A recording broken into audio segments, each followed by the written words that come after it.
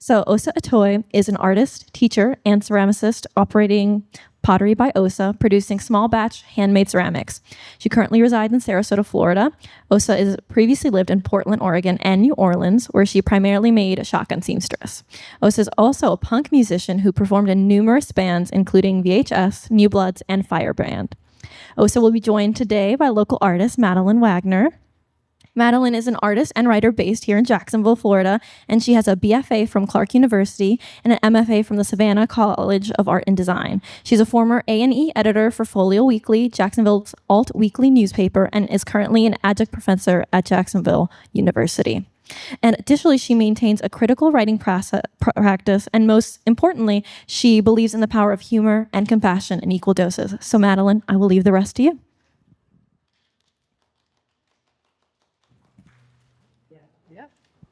Hey, everyone.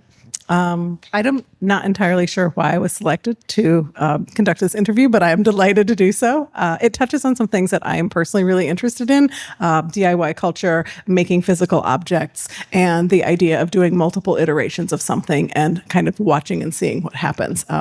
So what I thought we could get started by doing is talking a little bit about the project itself, a little bit about the language around it, and some of your, some of your ideas about it. So I'm going to just start. Can you talk about the name, and did that shape your content? Well, first, I just want to say thank you to everybody who's here. And I also wanted to wish everybody happy Juneteenth that we celebrated this week. And I also just wanted to say that the zine that I made, I don't know how many of y'all are familiar with it. I started in 2005, and it was a Black punk rock zine.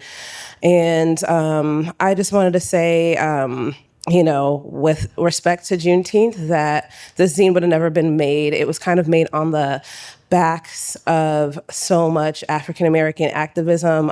I grew up in a house, both my parents are Nigerian-American, but my mom always had like Essence and, Ebony magazine around in the house. Are y'all familiar with these magazines that featured Black life and were exclusively for Black people? So this zine wouldn't have, it's inspired by that as well as Maximum Rock and Roll and punk rock fanzines, but it never would have been made without that example. So I just wanted to say, as a Nigerian American person, how important the activism and resistance and action of African American people has been to me personally.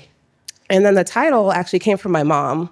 I used to sew my own clothes, but the really raw, no pattern punk rock way, and just put stuff together really quickly and not hem anything. And my mom called me a shotgun seamstress one day, and that's where the title of the zine came from. And I think I just didn't want to call it Black Punk Zine. You know what I mean?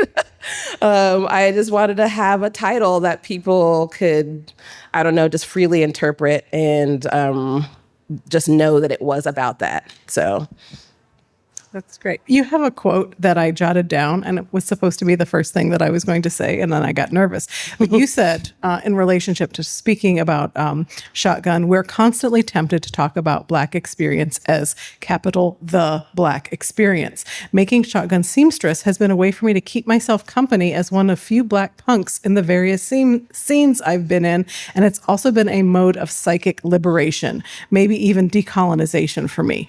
Telling varied stories of varied Black outsider experiences has proven to me the vastness of Black self-expression. So that'll give you guys a little bit more context.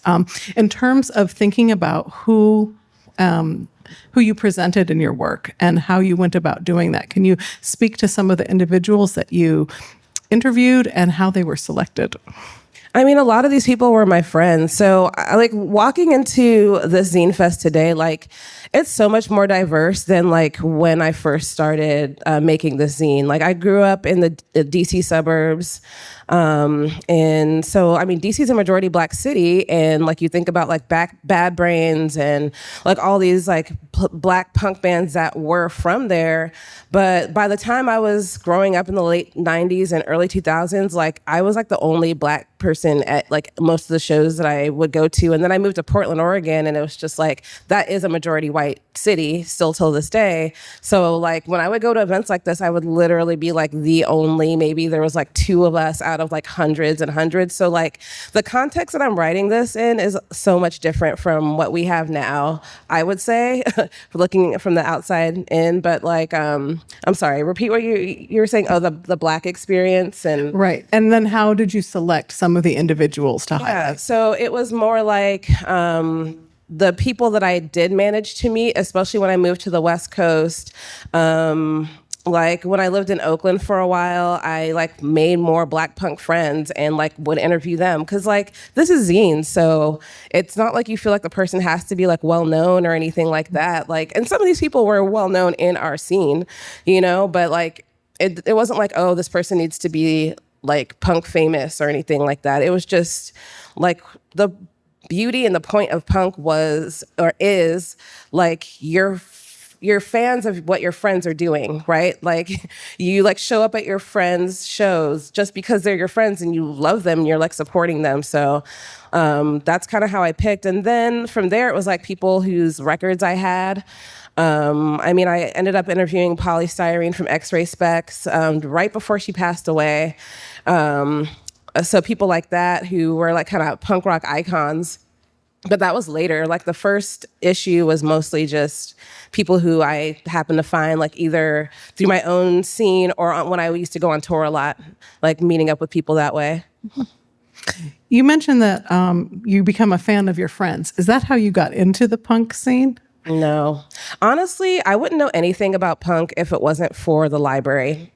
I just recently realized that. And actually when I did the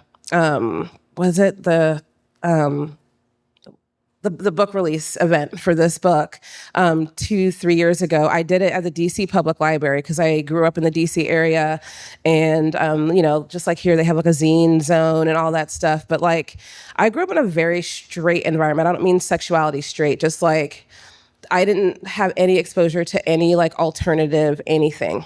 And the only way I got that was from like reading Sassy magazine in the 90s at the public library. You know what I'm talking about? I remember Sassy you know magazine. What I'm talking about. Like that's the only way that I knew that like anything beyond my reality existed. So yeah, like reading about that, finding out about bands like Sleater Kinney and Bikini Kill and stuff like that when I was younger, and then finally going to a show, and then from there you get like flyers to go to other shows. Right. But like if it wasn't for going to the library and reading, I don't think I would know anything about punk. There was no punks in my high school, and this was like in the mid 90s. So it wasn't like punk was new or anything. It was just like preppy kids and kids who cared about clothing labels. And you were in a very buttoned down space, maybe. Yeah. Yeah. So what was it about punk that really energized you? Like once you closed that Sassy magazine and, went and, found some bands to listen to. I mean, high school was pretty bleak, like anything was energizing after that. Yeah, I think it was just like, wow, there's a whole alternative value set out there that has nothing to do with like how expensive your clothes are or just like weird stuff that people were obsessed with in my high school.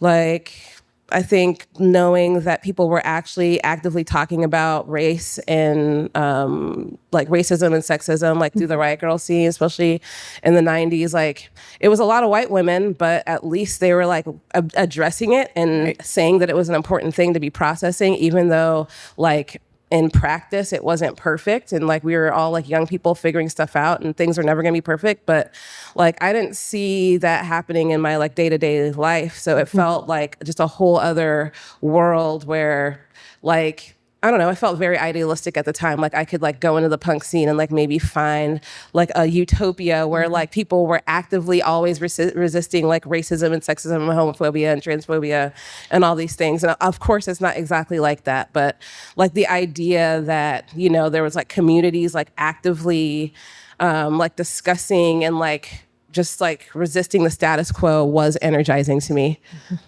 There's a really great quote that I found in Razor Cake the other day, and it talks about how it just says the status quo is a death cult. And I thought that was really interesting, considering lots of things, especially considering kind of where we are right now and like this like gasping late stage capitalism. But that could be a different conversation. I mean, it's part of the conversation though. For sure. How do you think about capitalism in relationship to the work that you were doing then, which was building a zine? You were also booking bands and playing in bands. I don't imagine any of that is like terrible. Yeah, no. Exactly. No. And then the work that you're doing now, which is ceramics, and it's a kind of quiet, contemplative, frustrating, messy. But again, I do it for money. Right. Right. You do it for money. Yeah. So how do you think that's changed, or has it changed? And maybe how did you come to clay through punk rock? I think finding clay was a left turn in my life. I don't see it as being like connected to punk, except that maybe I was tired of like constantly starting over. Like a lot of people think that New Bloods was like my only band, but it wasn't. I was in like 20 bands. Like some of them never did anything at all. Some of them just were like basement projects. Some of them we put out a tape. And there was no end goal. There was no like ambition around it. It was just like what we did with our friends and like what we did to build community. And like finding clay, I think, was me wanting to actually focus on one thing and maybe actually get better at it. Whereas like what being in bands is like, you didn't care if you were better. It wasn't about technique or like being a great musician. It was just about expressing myself. But I think that like over some period of time, it's like, okay, now I'm older and I do want to see what the limitations of my like abilities are, right? Like I want to see if I can't actually be good at something. And so like finding clay was kind of more like that. And I was able to just work on it by myself. You know, with band practice, you always have to schedule and someone can quit and then you have to start all over again. So with clay, it felt like I could just keep going with it. A little more autonomous. Right. And then the capitalism part is really interesting. Like with zines and bands, there was never any profit motive whatsoever. But with clay, after a while, I knew that I wanted to start a business and make that my livelihood. But I feel like I think people think about capitalism or participating in capitalism in like pretty binary ways. Like for me, resisting capitalism is also like being a business owner and not exploiting myself, right? Like actually paying myself a fair living wage. I feel like people think that like, I don't know. It's a complicated conversation, but I feel like being a business owner means that I'm like protecting myself from exploitation that can easily happen from being an employee. And like, obviously I was an employee for a really long time. So I think that there's so Giles at Deleuze, there's a really great quote about capitalism, and I don't have it at the top of my brain, but it lives in there because it talks about how capitalism is really schizophrenic, right? Like it promises all these things and you can be awarded all these things, but ultimately it also costs a lot. However you define cost, whether that's time, whether that is toll upon your body, toll upon your spirit. So I think about that as I understand that all of us participate in a capitalist system, even as we maybe push back against it, as we maybe push back against the status quo, as we push back against just accepting whatever it is that we're being fed or told. One of the things also that struck me as in terms of punk rock, and this also extends to, I think, zine making, is you don't have to be technically perfect, just unique. And so to me, it gets to why you might, the ethos of it, but it doesn't talk about why you would spend all this time on a now kind of archaic communication form, archaic being the printed word, right? So what brought you to making, zines and a long form project, which probably, I'll imagine that you thought it was going to be as long form as it was, but it turned out to be kind of a big project. I mean, over years though. This is like 10 years, so that's not a ton of writing. I probably did maybe one issue per year when I was really active, because it took a lot to like meet enough Black punks to and like I said, a lot of traveling. I would have to like be on tour and like meeting people that way. So it took a lot to like cull all of this information. But I was surrounded by zines. Like I was surrounded by zine culture for many, many years before I ever made a zine. So honestly, it felt like really natural. I mean, I'm sure there's people well, my age-ish, I'm 46, who like heard that like, if you want to be in punk, like start a zine, start a band. It was always like this like repetitive mantra with punk, like start a zine, start a band. Like if you want to be a part of punk, these are like the two things that you can easily do. And at the time, especially like 20 years ago, it was still the cheapest option to like run something off, you know, Xerox copy it and disseminate it. So yeah, that's why zines, it felt expected in the circles I was around. Did you know the folks at Kinko's? I started to a little bit. Yeah. I used to work at a copy shop like 20 years ago, and all the kids that were doing zines, that's how I made some of my friends. Yeah. Were you giving away free copies? I mean, you know, I prefer the term liberation. You were liberating. I was liberating things. Okay. One of the things that you talked about in punk culture or in, you know, the punk scene is that the people you admire are accessible. Mm-hmm. What was one of the more kind of surprising interactions that you had with someone that you had admired in terms of accessibility, if that can be a question? I mean, I guess polystyrene. I do want to talk about a lot of other people, but she was actually the one who was surprising because I reached out to her through her website at the time, and she got back to me really quickly. And so it made me wonder if it was her at all. This is probably in like 2011-ish, somewhere around there. And so after she passed, her daughter, Celeste Bell, who made a movie about her life that y'all should watch. I can't remember. Does anybody remember the title of the movie about polystyrene made by her daughter, Celeste Bell? Oh my gosh, you guys have to find it. Yeah, you have to find it. Yeah, like anyway, does anybody listen to X-Ray Specs? Okay, one person. Great. Okay, look up polystyrene was a British. All right, we got to start at the beginning. A British mixed race. She was Ethiopian and British by descent, but she was from like the 70s London punk scene. And she was the lead singer of a band called X-Ray Specs. And she just had her own style and was so weird and cool. And like, yeah, anyway, so to me, she was somebody who I wasn't expecting to be able to contact really easily. But she replied, answered my interview questions very quickly. And then, like I was saying, after she passed, I reached out to her daughter because she was more present on social media at the time because of the movie. And she was like, yeah, like if you emailed her between around these years, she was heading up the X-Ray Specs website, and that was definitely her. And I was like, huh, because I always was like, maybe it was just like a fan site and somebody trolled me or something. I always had like a weird little bit of doubt. Concern, yeah. But I think it was her. So, but I mean, I think that was probably the most surprising thing. But yeah, I do want to like get into like the other characters and people in this book. All right. So who else would you like to talk about that really that left a mark on you? One of the interviews that I read was with James Spooner that really stuck out. Afropunk, yes. So has everybody here watched the Afropunk documentary? Has anyone here watched the Afropunk documentary? This is wild, y'all. We're in a different world. Homework. Well, it's just like when I was younger, this was almost like everyone knew, it felt like. And now I think there's just a lot more to pay attention to. Like everything's more fractured. So everybody has different types of different knowledge. Kind of the slices. Right, like what y'all think of as like the most important like black. Okay, like tell me who is like your favorite like black punk musician? James Spooner. Okay. Anybody else? Y'all listen to black punk musicians? No. Who? Or like a rap punk mixed in. All right. Okay, there you go. That's my generation. Okay. Yeah.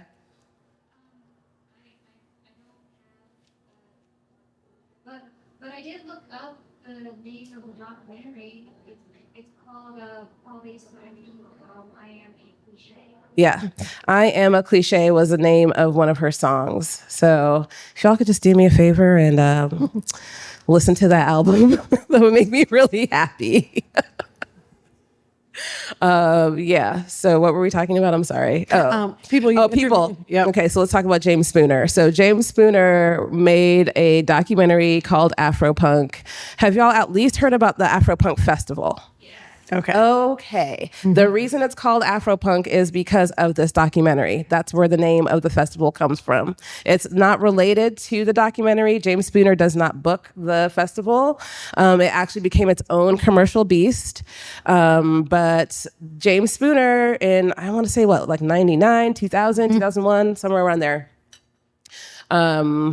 found all these disparate, spread out Black punk rockers and interviewed them. And back then we like literally had to like either drive to those people or send out postcards or do stuff through the mail to like find each other, right? So it wasn't like walking into the Zine Fest where it's just like, oh, my people are here everywhere. And it's like not even a big deal. It was a big deal, right? Like we were like working extra hard to find each other. And this is just 20 years ago, not that long ago. So James Spooner did that. It's really raw. There's nothing produced about it. It's all DIY, like do-it-yourself production. And there's all kinds of perspectives in there. I mean, you'll just have to watch it for yourself. Like there's people who were like homeless in there. There's people who were in bands. There's people who express like that feeling of being that Black kid that wasn't accepted by other Black people. I don't know, there's this one interview that I can't remember her name, but she expresses some like really like kind of awkward, but honest, painfully honest realities about being a Black punk, you know, which I could kind of relate to, but not in the same way. Anyway, please, I think you can find it for free online. So just look up Afropunk if you can and just watch through that. It is really raw, but like, just think about somebody with no money making this happen. No money, no iPhone, no nothing, just making this happen. So he was awesome to interview. And he also has comics and zines out now. I forget the name. Was it something about desert punk or high desert is the name of James Spooner's comic. He's also a tattoo artist. He lives in LA, right? LA area. I love my interview with Mark Edwards. He's a free jazz drummer in his 60s from New York who was playing with like a art rock band, like a noise band from New York. I don't know if you guys have heard of Weasel Walter from like Flying Lutenbachers and like the whole like New York noise scene. But he was like this older Black dude who was like a free jazz drummer playing with these like young, white, like freaky punk noise people, right? And I mean, his story is just so awesome. You know, he's like a vegetarian. He like is a yogi. He meditates. And he's just been his own person since forever. And I just love talking to him. We're still in touch till today. So it wasn't just about like punk, like the punk that you think of, like charged hair, like leather jackets. It was just like Black people expressing like who they are, like in any alternative sense, right? In any way that exists outside whatever we think of the norm. So, I mean, I think for me, when I was reading through the magazine, or excuse me, the zine, I was really struck by the art issue number 4, which was really enjoyable for me to read. And also, I think one of the artists that you interviewed in there, and I'm unfortunately didn't jot down her name, but she now has like a sizable practice, collector. She's very, very well regarded. About Adie Roberson? Yes. She's actually my ex, and she was in the first issue. So we were bandmates, and yeah, she has her own like a visual arts practice now, where she's like very highly regarded. Exactly. So yeah, I mean, I don't know. It's like you were asking like how we found these people. She was my friend. She was my girlfriend at the time. Like that, it was just very much like whoever was in front of me. Yeah, I mean, I think that's a lot of scenes. When you look back, sort of, in my perspective, is art history and a little bit of music history. But if you look back, people, you know, you elevate your community, you elevate your friends. And then once you sort of have a kind of a platform, then you look around and you're like, I mean, I think responsible people do. You look around and you say, okay, who else can I help pull up? Understanding that like recognition is a way of helping people, is a way of putting their names and their faces in front of people that wouldn't normally be exposed to them. And there can be, sure, there can be monetary awards to that, but there's also other things that come with that in terms of validation, in terms of belonging to a scene, and in terms of kind of respect and legitimacy, right? So that's one of the things that I was really interested in what you were doing, is because it started out, the first issue felt so personal, but also so very thoughtful and well-researched. And then as I was subsequently reading, it seemed like you were just like, each time you were kind of like, this is what I would like to think about right now. Or, for the course of a year, considering that's how long they took. And so I wanted to know, how did you decide, this will be the thrust or this will be the focus for particular issues? Oh, this was like so intuitive. Like I have people right now who are like, I want to write a zine. Like, how should I do it? Or like, how do I make sure everybody sees it? And it's just like, I didn't think like that at the time. I mean, I wasn't thinking about themes or how to pick a focus. I don't know. I was just going off my very casual feelings of like, this is what's happening right now. I didn't know it was going to be a book. The first one I didn't even number because I didn't know if there was going to be another one. So like nothing about this was like premeditated. Like punk is supposed to be like spontaneous, and you're not supposed to worry about it being perfect or like how many people are going to see it. And that's the spirit that I made this in. Like there wasn't a lot, there's still typos in here. There's like fingerprints of like smears and stuff. Like there's nothing professional about it. There's nothing super premeditated or self-conscious about it. It was just fun to make. And also to me, that was resistance, right? Because I feel like being Black, there's always kind of like this like burden attached to it. And like punk rock is so much fun though. Like I got to spend my whole youth like touring and playing shows and like drinking beers and playing guitar with my friends and like riding my bike around and stuff. And like there was struggle with that. It wasn't like perfect, but I mean, punk is fun. Like, and so a lot of people, I mean, the thing, I have to say that though, because people reach out to me and want to talk about this and they're just like, so like, how hard was it to be a Black punk rocker? And it's like, I was having a blast. Like punk is fun. And like, it's so weird that like being Black has to go hand in hand with hardship, like all the time. Like it's not like that all the time. Like, and also like Black people know how to celebrate too. Like through all the oppression and everything, like Black people know how to party and like know how to have a good time. Like, so I don't know. I just feel like the zine was made just in that spirit. It wasn't like a school paper or anything like that. It was just whatever I was feeling. So in thinking about the punk space and then thinking specifically about the Black punk space, would you say it is more inclusive than kind of the overarchingly white male space of more typical punk?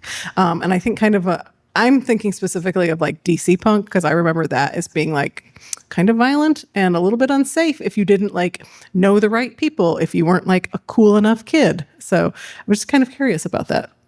Okay. I had to operate in those scenes. Right. So like, wait, what is the question? Like, so what are we comparing, I guess? Okay. Do you feel that like a Black punk space was typically, or I'll use the word typically more inclusive and safe than the overarching white kind of male punk space? There was no Black punk space. I had to be in all white spaces all the time. Mm-hmm. This makes it feel like there was. Right. That's the point of the zine, to make it feel like there was a Black punk space. It was imaginary. It was like in here. And that's why it was psychically helpful for me. But like I had to always be in white spaces. So like I remember going to DC, going to shows in DC, and people would be like, and it would be like mostly white kids, but DC was a very like anti-racist scene though, but there was like a lot of male violence and there would be like fights at shows that like, I was never a part of. I remember going to shows and people being like, be careful, there's a bunch of sharps outside, or like they're about to fight with the Nazis, you know what I mean? Like, but I never had to really be around it too much. But yeah, there was violence around, but like, please remember that this is imaginary. This was not my lived reality. This was me like trying to create a space because I did not physically have it. And I'm still doing that today through like my like work in ceramics, trying to create a space for Black artists because it's not found physically. Like, so yeah, I was still in those white scenes while doing all this. That is really good to know. Thank you. Because it absolutely makes it seem like there is maybe like interconnected and like spaces attached to it, right? Right. Because like that's a part of the thing, you know, when you're creating anything is to have a space that's attached to it. So your space was entirely imagined. I mean, I got a bunch of queer kids to move to New Orleans from Denton, Texas. And it's because I did too good of a job making it seem like there was like a thriving queer scene in New Orleans. So I know what I do. I know how it could look sometimes, like, because I'm a champion of those spaces. But like, yeah, I mean, you're doing everything in the real world that is predominantly white and predominantly, you know, in punk, it can be predominantly male, especially when it comes to bands and things like that. That is an excellent point. Can you talk about your writing and thinking process because we've kind of stumbled into that arena now. Yeah. Can you talk about that and like how you'd get started? You kind of have a subgenre in Shotgun where you write letters, which I thought was really smart and very, very personal and vulnerable. So can you talk about how you made some of the decisions behind some of the presentations, whether it was going to be an interview or an imaginary conversation in the form of a letter or an essay? I mean, again, very intuitive, not a lot of analytical thinking about it, just whatever felt right. But I will say that I was a college student around this time, and I did major in sociology and women and gender studies. And so I was really exposed to a lot of Black feminist thought, like, I mean, obviously like Bell Hooks and Audre Lorde, but like Patricia Hill Collins and Black feminist thinkers like that. And I was also really exposed to intersectionality, the idea of intersectionality through that. And so I felt like in writing this zine, I really wanted to have an intersectional perspective, but I didn't want it to sound academic in any way. So that leaves us with a zine where I'm thinking about these academic concepts, but not writing in academic language. I want like kids to be able to understand this stuff. And so that's why you know, there's so many different like genders represented and different ethnicities of people. There's like Brazilian Black punks, there's African American Black punks, there's Nigerian American Black punks in there. Like, yeah, there's just all these, something happened. Something changed. I just don't want to, I want to make sure, yeah, switch? No, both of them went out. We get to the end of our... Check.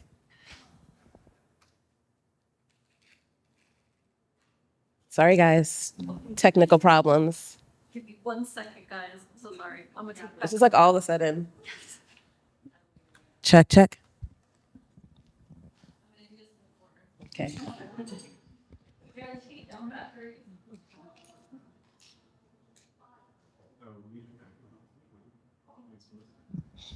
All right, I want to talk more about bands just for y'all. Who here has heard of Pure Hell? Thank you. This like old all Black punk band from Philly. I think they started like around the same time as the Ramones, early, like 75. Y'all should look them up. This is very like classic, straightforward punk rock. Are we back? Yes. What? What do you mean? Spelling. Location or listening? Here. Pure Hell. Here. Hell. Here. Okay. Oh, sorry. Here. Oh, okay. Oh, here. Sorry, that was so confusing. Thank you.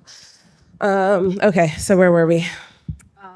We were talking about your writing and thinking process. Again, you've returned to the idea that it is very intuitive, and that you wanted to be absolutely non-academic, that you were thinking about these kind of concepts that are framed in academia, but you wanted to quote, you wanted kids to be able to understand this stuff. Absolutely.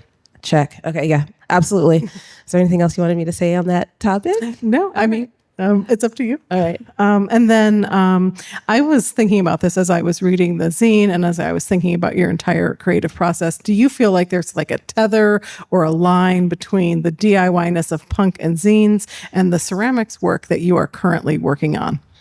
I mean, I am doing it myself. Like I make my own dishes, you know what I mean? That I eat my food off of, and I garden. So sometimes I have these moments where I'm like, I made the plate, I grew the food. Like, that's cool. But I mean, it does feel quite different. Like there is something about ceramics that is a little bit more technical, especially because I'm a potter. And so I need to make sure my pots like function. Like if there's a spout, I need it to like pour well, and I need it to be like lightweight, and the handle to like be ergonomic, and like all these little things. And I need that to like also meld with the beauty of the object. And it feels a lot more technical than like anything I ever did in punk, but I feel like I need that to like stay engaged and feel challenged at this point. But I don't know. To me, it's night and day. Like I needed a change, I needed a shift, and there's really not a lot about ceramics or the clay world that feels punk. I don't know. I mean, even like starting off with a lot of equipment, like the way that we're taught with, ceramics, especially like the American Western way, is like, you need a wheel, you need this, you need that. And then like years later, I got to learn from the South African potter. She's Zulu.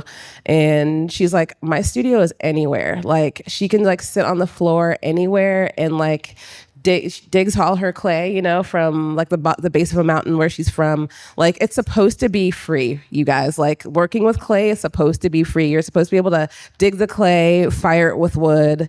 Everything is supposed to come from the earth, right? If I had known that coming straight out of punk, that's definitely how I would have worked. I just had no idea because it was presented to me like, you need all of these tools. You need to go out and buy all these things. And I was open to that at the time. I was like, okay, this isn't punk. Like I'm gonna, like invest and like buy what I need. And I kept it to a minimum, like, the bare minimum of what I needed, but still like, I don't know. I just feel like if I had known then what I know now, I probably would just be like digging my clay and like firing it at a pit, right? Like you don't need all the extraneous stuff. You don't need it. Art forms. Right.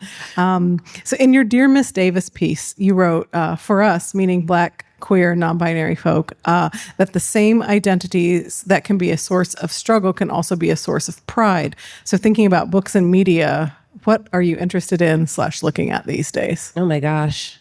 Like, what you reading?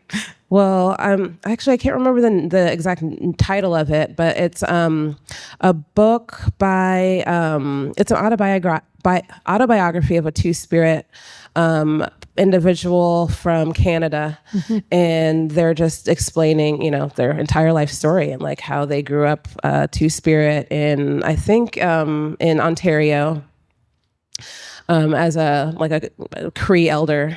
Basically, I wish I could remember the name of the book right now, but I can't. I feel like that's enough information. You'll be able to find it just based on that. Use your little Google fingers, but yeah, there's just so much. I also read a lot of articles because they tend to be more specific, and I'm always looking for information. Like in the ceramics world, I'm looking for a lot of information about like specifically like Nigerian ceramics, and there might not be a book about that, but there'll be an academic article. So I end up reading a lot of like just like brief articles about like really specific niche titles or topics that I'm interested in. But there's a lot of information, right? Like I almost like you asking that, you can see how I'm just like I want to melt because there's like so much information out there.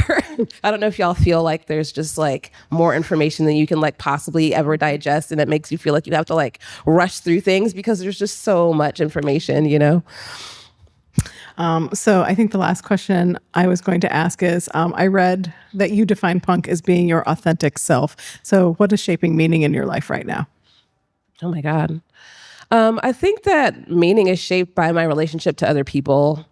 So like who I am to my family and who I am to my community is how I shape my reality. Also, I guess being a spiritual person and feeling increasingly connected to like nature. And a lot of that has happened through clay. that's definitely giving my life shape, form, meaning these days. You talked about your clay work as holding space now for other potters of color who are typically, maybe working outside of kind of the clay community. Is there a way that you kind of move through that ideation, or is it more kind of in support of written, reflecting, maybe links and highlighting other folks? I try to do that as much as possible. If y'all don't know about Augusta Savage, does everybody here know who Augusta Savage is? Okay, great. Thank God. Yeah. I know I went upstairs to see it immediately when I got here because most of her work is lost or destroyed. But yeah, I do try to educate about our historical legacy as Black people in the diaspora and African continental Black people within the field of ceramics. But I also started a collective for Black ceramicists, and it sounds really specific and niche, and it is, but that's where I'm at. And I found that over the course of my life, it just makes the most sense to make change in that, like, the space that you're in. It's like, I wish I could, I don't know, like reverse late capitalism or like end the genocide. But like, honestly, like the most I feel like I can actually do is like change and improve life for people who are like directly around me. And that happens to be like other Black ceramic artists. So we have a collective that, is basically like a network for us to decrease that experience of racial isolation. Because again, it's like one of those things where like you look on the website and there's all these Black ceramic artists and it makes you feel like there's a cohesive space where we all exist, but really all of those people are separate, and most of us are in predominantly white environments, and that's why we need the collective. And it also functions as like a mutual aid network. So we just did a fundraiser and raised like $11,000 that we're going to disseminate to other Black ceramicists so they can help continue building community. We do like GoFundMes for people who are having within the network who are having like health crises or things like that. So it's like digital, but then we also try to do in-person events. The reason I have to rush back to Sarasota tonight is because we're doing a Juneteenth celebration tomorrow, and I'm going to be doing a clay demo for Black youth where we construct this Nigerian clay drum together. It's like a pottery drum with 2 holes in it, and it makes this like boom, boom sound. It's really cool. Kind of sounds like water itself, which is interesting because it's like a water vessel that was used to create this drum. So like just sharing this historical legacy with Black kids, because often I wasn't taught that there was a Black history of clay. I was just taught like what white people did and what possibly like Chinese and Japanese and Korean people did with clay. So yeah, it's like Shotgun Seamstress all over again, but like a nonprofit in the clay world. Mm-hmm. Cool. Thank you very much for your time. I think we are being crept upon. I'll steal the mic since my sacrifice to the receiver. But we're going to open it up for audience questions now.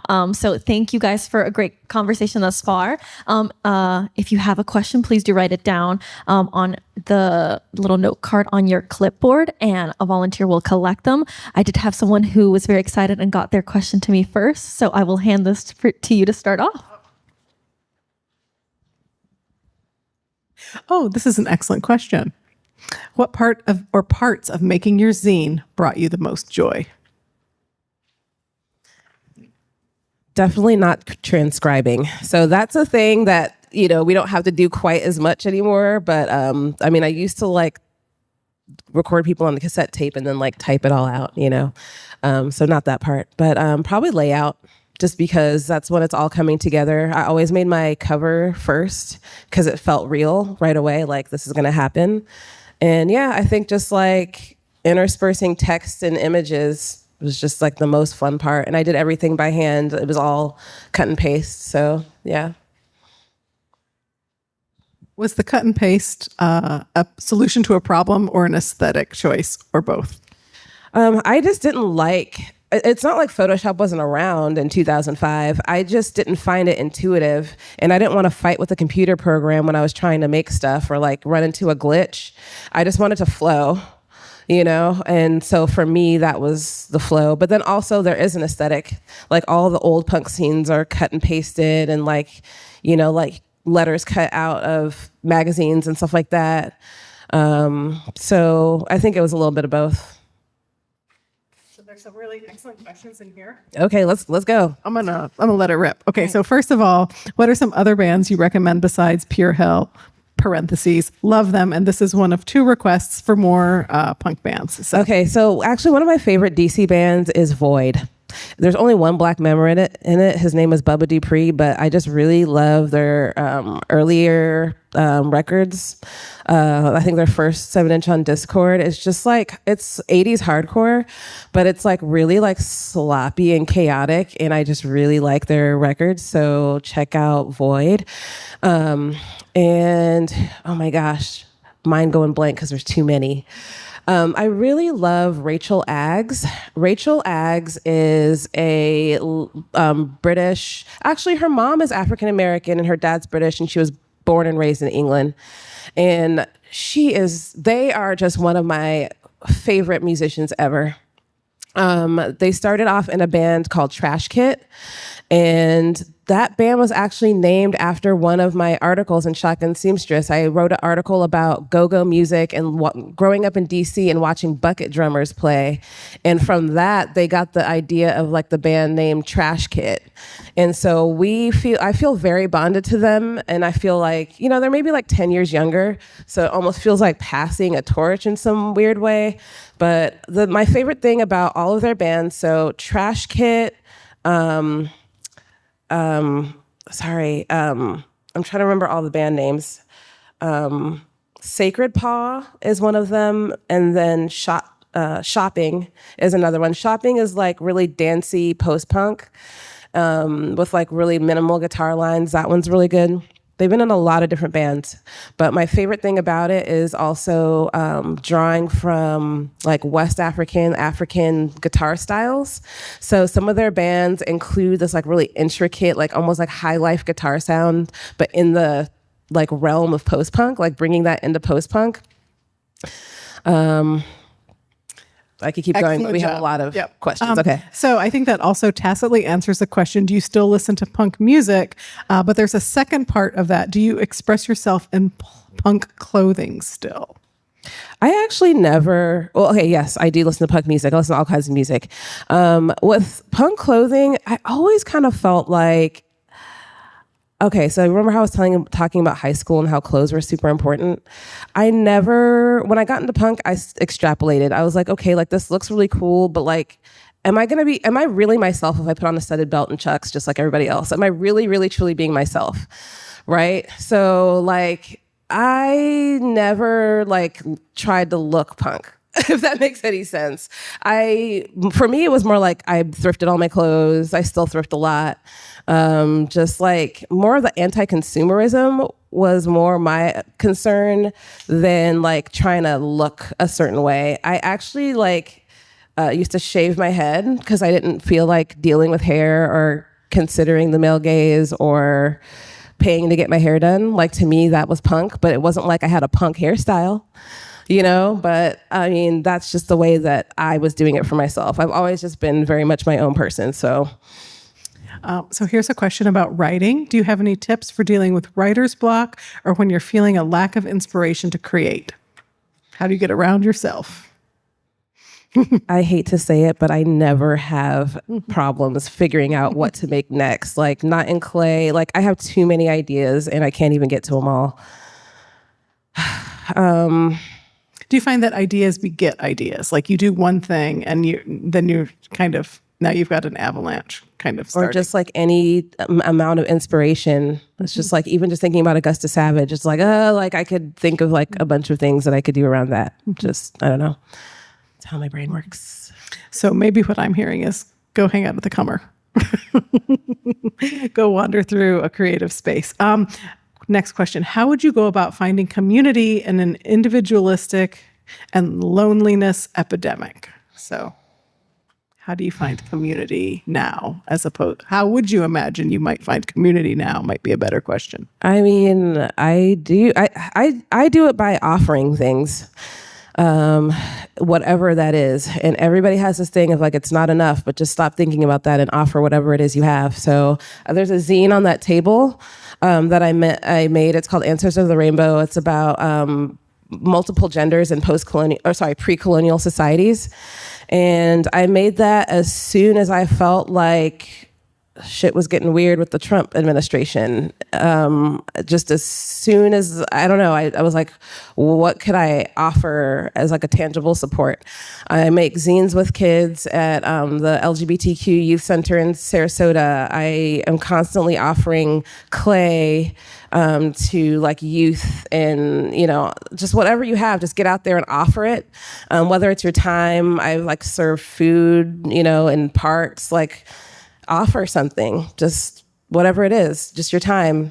That's the best way to know people. I mean, nobody thinks of Sarasota County as like having the things that I found that we do have because I checked and wanted to help out, right? Like nobody thinks Sarasota County has like a thriving queer youth center, right? But we do. Nobody thinks that we have like people housing the homeless, but we do. And it's like I offer my pottery for art auctions to, assist what they're doing. So just help out. So what are some You got it. What are some forms of art that you think need to be more punk today? So I mean, everything. Like everything is really canned these days. It feels like, there's just a lot of corporate blandness everywhere you go. it's a lot of vector art everywhere. Yeah. I don't know, like everything. Like I just don't know how to even, because like even I feel like punk has gotten quote unquote less punk. Like I said, I was a person who like thrifted, and I thought that was like the most punk thing, is just to like not buy stuff and like get it used. And then like towards the end of my like being in punk scenes all the time, I was like noticing people like spending hundreds of dollars on like the perfect pair of like military boots, or like a 7-inch, like a first pressing 7-inch from Japan or something. And it's just like, is that punk now? Like everything has become a consumer hobby. So everything's become really aestheticized. Yes. And identify with like specific markers. So slight change of direction. What are the best places to get your zines distributed?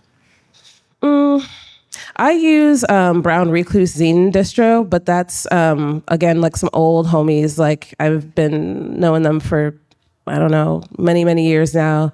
And it's mostly a POC zine distro. But I mean, there's just been so many over time. I would just try to go through your most direct network. Like, I mean, I guess if you don't have one, like today, you would just be like asking people what that is, like people in your town. But for me, it's always just been like going through friends, not like finding the best or the most optimal.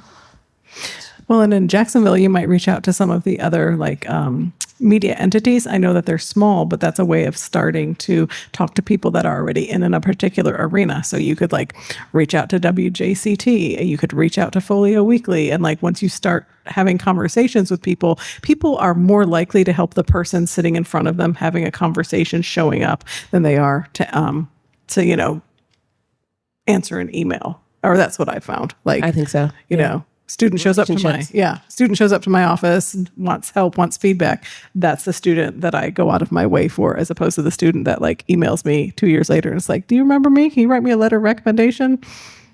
Pro tip, everyone hates writing letters of recommendation. When you email, say, these are the things I'm focused on. Anyway, I totally digress. Anyway. Helpful hint though. Yeah. So did you manage to avoid professionalism or pressure with making the zine as time went on? So were you able to kind of stay out of your head, or did you find yourself refining and refining? I mean, I think refinement is natural. I think that if you do any one thing for a long time, you're going to get better at it, and there's just nothing you can do. Your punk zine is going to look nicer the longer you make it, unless you make a concerted effort to make it look like shit. I don't know. Which is in and of itself, like, right, a different position. But I was never in my head about this zine. It was very natural for me. It was like very relaxed and fun. Your pioneering punk spirit is obvious. How would you encourage folks now that may feel that they have to be a bit more intentional in how they start, especially in the digital arena? Oh, wait, can you read that? Sure. So your pioneering your pioneering punk spirit is obvious. How would you encourage folks now that may feel that they have to be a bit more intentional in how they start, especially in the digital arena?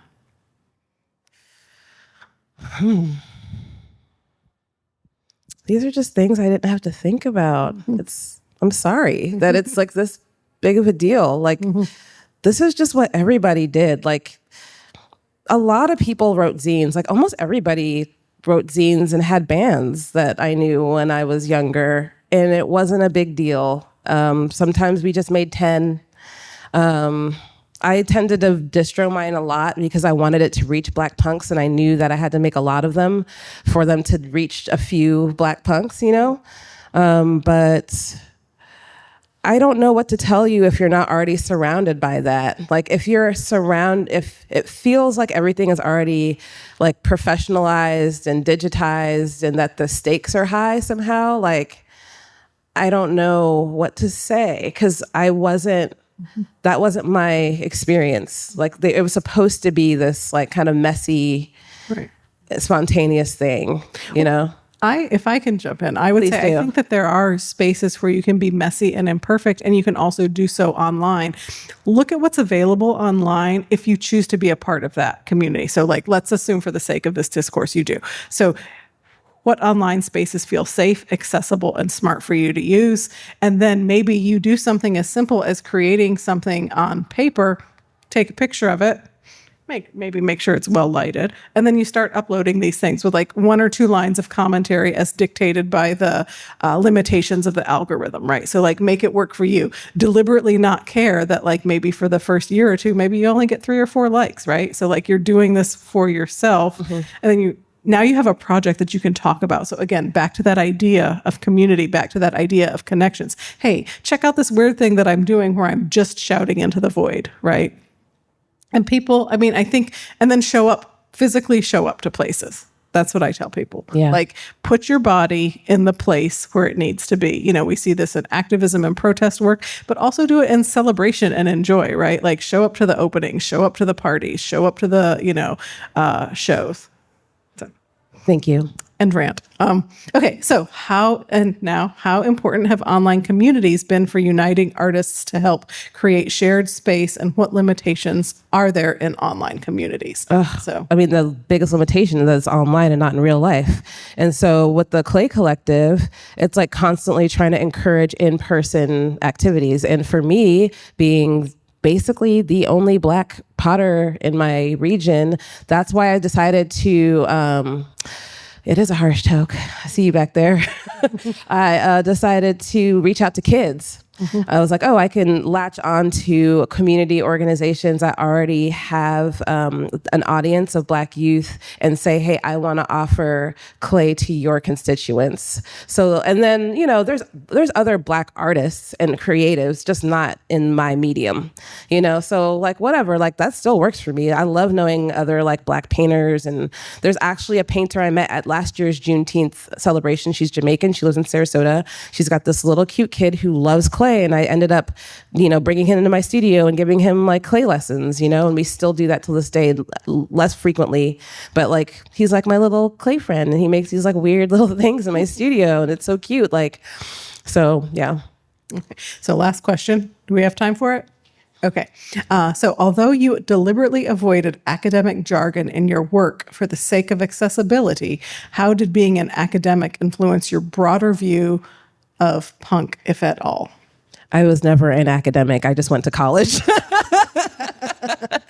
My parents were like, we came all the way from Nigeria. You like have to go to college. Like, I dropped out for 5 years because I didn't want to go to college. My parents were like, we like left our lives behind so you could have a better life. You have to finish college. So I was never an academic. I just completed a degree and because I felt like I had to. So I think that what it did was just give me an ideological framework, though. Like I said, intersectionality, before like everyone was writing about it on the internet, like I had this information, and I was able to make something that people now tell me that they use in college courses, which blows my mind, because there's typos and fingerprints and stuff in there. But I hope I did the job of being able to like make something that like a teenager can read and digest, but that also has like wider implications, I guess. I think it's phenomenal. As I was reading through it, I was like, oh, my students are going to get some photographs of this stuff like next week. I mean, zines have this appeal to institutions, and it's wild because it's supposed to be anti-institutional. Like nobody was making a zine hoping that it would be part of course curriculum, or I mean, the zine was in the Brooklyn Museum recently. Like what? Yes. So as a representative of the institution, I think that part of that is because that there is, to your earlier point, there is authenticity. It's not planned. It is smart and rigorous, but it is not sort of boundaried by the culture of academia, which if you have done any reading about it, can be extraordinarily exploitative. It can be really, really based in power dynamics. And it can also just be boring as hell. Yeah. Like, I like to read a well-written sentence. It does need footnotes. Anyway, thank you very much. Thank you. This has been awesome.